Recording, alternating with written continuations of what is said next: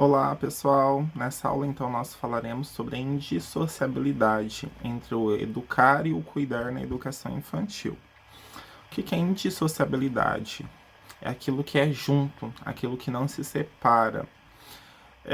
Esse é um conteúdo importantíssimo e que deve permear a prática pedagógica de todo educador, de todo professor aí na educação infantil, pessoal. Então, nós tivemos lá a Lei 9394 de 96, ou seja, a Lei de Diretrizes e Bases da Educação Nacional, ou seja, a Lei MOR, né? A lei que rege a educação no país. E nós trabalharemos então nessa aula o que significa trabalhar com crianças na perspectiva de educar e cuidar. Por que educar e cuidar? Existe diferença? Primeiro, gente, nós já sabemos com base em nossa disciplina, com base em tudo que a gente discutiu aí na sala de aula e até nessas videoaulas, a concepção, a visão de criança que eu tenho atualmente, né? Então eu tenho uma visão, a sociedade tem uma visão como criança, como sujeito de direitos, enquanto sujeito que interfere nesse mundo. É um sujeito que se modifica, mas também modifica o meio ao qual está inserido. É um sujeito histórico, um sujeito que tem e que produz história, né? Então, produz história enquanto sujeito ativo ali, não que não apenas recebe aquilo que está pronto, mas que ele também constrói o seu conhecimento. Só que, para que a gente trabalhe com criança pequena, eu falo crianças pequenas porque até 5 anos, né? Então a gente tem aí crianças pequeninas e crianças pequenas. E assim, para que a gente trabalhe com crianças, é necessário que a gente saiba, além disso, que a gente também conheça a sua família, que a gente saiba um pouco de sua história, né, as características da faixa etária, as fases do desenvolvimento que a criança se encontra. Ah, professor, mas tudo isso, sim. Se a família não vai até a escola, que o professor vá em sua hora de atividade até a casa dessa criança e conheça o meio, conheça ali a família que integra a história dessa criança. É importante isso, pessoal, porque eu já falei para vocês que eu atuo como assistente social em uma escola de educação especial, né, em uma PAI aqui na cidade de Bom Sucesso. E assim, muitas vezes você fica sem entender alguns comportamentos, alguns cuidados do aluno, da criança com seu material, com seu corpo, alguns comportamentos que a criança apresenta, né? E somente você visitando, você tendo contato ali com os familiares da criança, que você começa a entendê-la, começa a compreendê-la de uma forma diferente. Ou seja, começa a compreender a criança, começa a ter uma visão da criança em sua totalidade. Por isso que esse contato com a família é muito importante.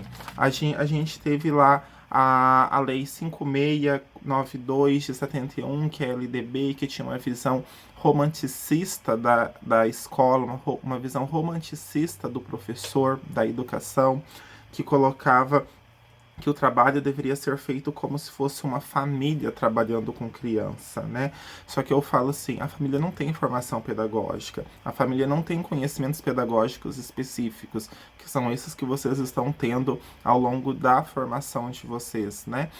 E assim, a escola, ela não pode ser vista como uma família da criança, mas como uma continuidade, né? Como trabalhos que se complementam. Por isso também que eu sou contra ser chamado de tio, tia. De modo nenhum, vocês não são tio, tia da criança. Vocês são professores da criança, vocês são educadores. É, então é importante a gente compreender ali a história da família, a história do meio ali, né, o contexto social em que a criança está inserida, para que a gente comece a ter uma visão global dessa criança, uma visão unificada. Até porque é esse que é o nosso trabalho. A própria LDB coloca sobre a importância do desenvolvimento integral da criança, do nível psicológico, social, emocional, afetivo, né, cognitivo, intelectual. E também, professor, mas como assim as características da faixa etária que a criança se encontra, né? Ou as características da faixa etária e as fases do desenvolvimento em que a criança se encontra? São conteúdos que vocês aprenderão ou devem estar aprendendo na disciplina de psicologia do desenvolvimento, psicologia da educação. Porque cada criança, porque todo ser humano, ele passa por fases do desenvolvimento. E seja aí uma concepção vigotskiana, piagetiana ou até de Freud, é importante que vocês tenham uma concepção de desenvolvimento. Por quê? Porque essa concepção de desenvolvimento que vai fornecer aí de base, de subsídio para que vocês desenvolvam o trabalho pedagógico de vocês. Então, somente em posse de tudo isso, de todos esses conhecimentos articulados, uns se complementando, é que a gente terá uma prática pedagógica que fornecerá, sim, subsídios para o desenvolvimento infantil, que vai impulsionar o desenvolvimento infantil dessa. Então a gente coloca sempre que a fase inicial, né, a educação infantil é a porta de entrada para a vida social da criança, tá? Que é uma vida social mais ampla, que vai fornecer elementos essenciais para a criança conseguir viver em sociedade. E professor, onde que entra o cuidar e o educar em toda essa história, né? Então, a gente tem que ter uma perspectiva de que a ação pedagógica, gente, ela está relacionada, tá? Às teorias e às ações que vão fazer essa criança se desenvolver bem. Teorias e ações a gente remete aí à prática pedagógica.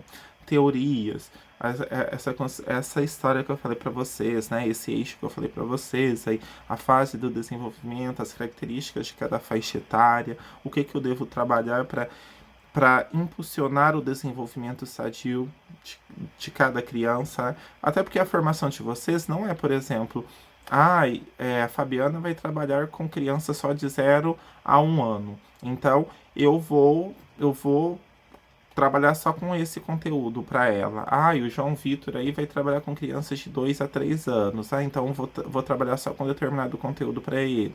A Rafaela, de 3 a 4 anos. Não, né? Então vocês saindo da formação de docentes, vocês poderão trabalhar com desde crianças ali de 4 meses, que é a idade que entra na educação infantil, tá, pessoal?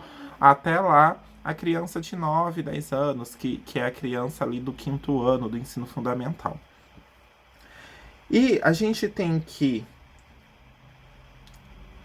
trabalhar em uma perspectiva, pessoal, de diversidade. Não apenas na questão da diversidade sexual, mas sim numa diversidade cultural, numa diversidade familiar, cor de pele, de classe social, até porque a gente tem diversas constelações familiares. E muitas vezes vocês se esbarrarão aí com determinadas situações em que vocês vão se perguntar, meu Deus, como que eu faço agora? Então, um professor que tem uma concepção de respeito à diversidade desenvolverá um trabalho um pouco mais eficaz aí, tá bom? Eu tive, por exemplo, uma criancinha de 5 aninhos que a gente estava confeccionando um cartãozinho para o Dia das Mães. E eu sempre prezo em que mesmo que não fique bonito, lindo, mas a criança produzindo aquilo ali. Até porque tem mais significação, né? É muito mais significativo para a mãe, para o pai, uma coisa produzida pela própria criança do que uma coisa linda produzida só por mim. E essa criança de 5 aninhos pegou e falou assim, um menino: professor, eu não quero fazer nada para minha mãe, não. Eu quero fazer isso aqui pro meu pai, porque a gente estava ensinando eles a escreverem o nome da mãe, né, no cartão e tal. E daí eu já sabia, já conhecia a história dessa criança e tal, porque eu falei assim, então, Adrian, vamos fazer pro seu pai. Então a gente escreveu lá, eu passei no quadro o nome do pai dele, falei assim, ó, o nome do seu pai tem essas letrinhas aqui, vamos escrever.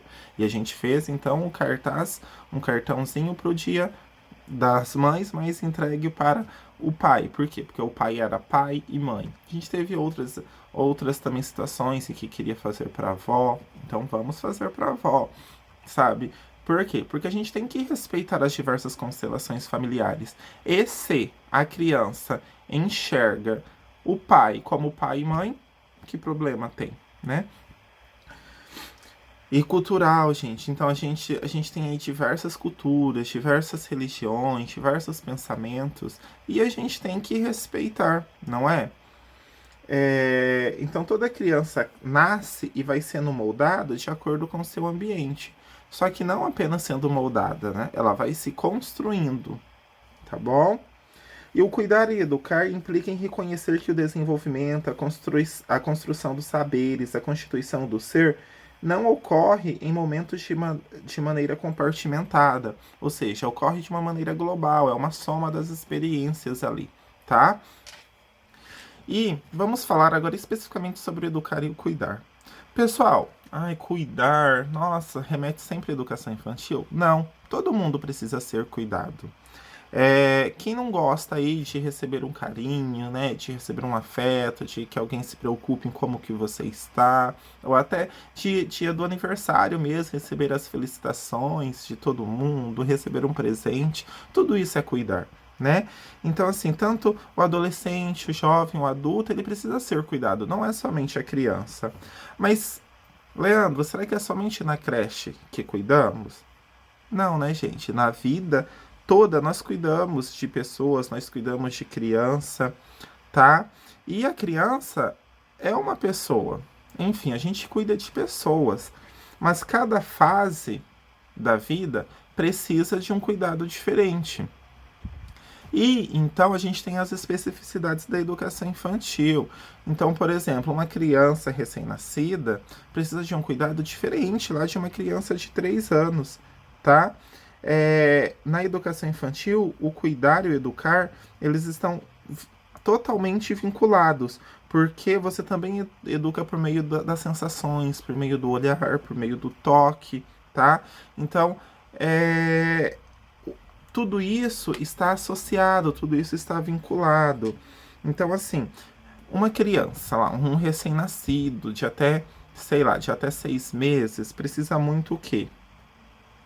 Da higienização, precisa da amamentação, não é verdade?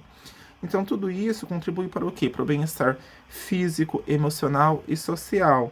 Já um adolescente, ele precisa de um cuidado que é diferente, que é um cuidado voltado ali para a atenção ética, moral, a construção de um diálogo, né?